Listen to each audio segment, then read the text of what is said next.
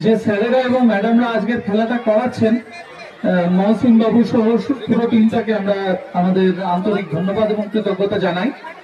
অত্যন্ত সুন্দরভাবে প্রায় 900 বাচ্চাকে নিয়ে 950 বাচ্চাকে নিয়ে একটা স্পোর্টস করা মুখের কথা নয়। আমরা জানি যে বড়দের স্পোর্টসের একরকম মাত্রা থাকে এবং ছোটদের স্পোর্টসে বাচ্চাদের খেয়াল রাখার আরেক রকম মাত্রা থাকে। স্পোর্টসের মূল কথা হচ্ছে শৃঙ্খলা এবং নিয়মানুবর্তিতা, পরস্পরের প্রতি সৌভ্রাতৃত্ববোধ এবং উৎকর্ষের ইচ্ছা। আমরা দেখেছি অলিম্পিক্সে বলা হয় সিটিয়াস, ওয়াইটিয়াস, ফর্টিয়াস।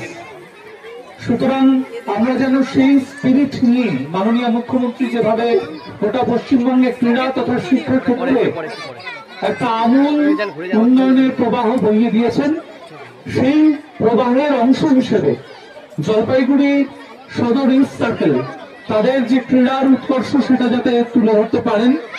শরীর চর্চা আজকালকার দিনে অত্যন্ত গুরুত্বপূর্ণ এবং আমরা আরো বেশি বুঝতে পারছি কোভিড পরবর্তী যে বিশ্ব সেটা শারীরবৃত্তীয় বিভিন্ন সমস্যায় ভুগছে।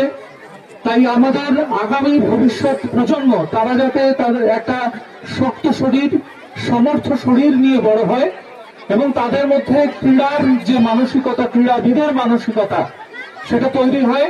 তার জন্য এই ক্রীড়ানুষ্ঠানগুলোর প্রয়োজনীয়তা গভীরভাবে রয়েছে।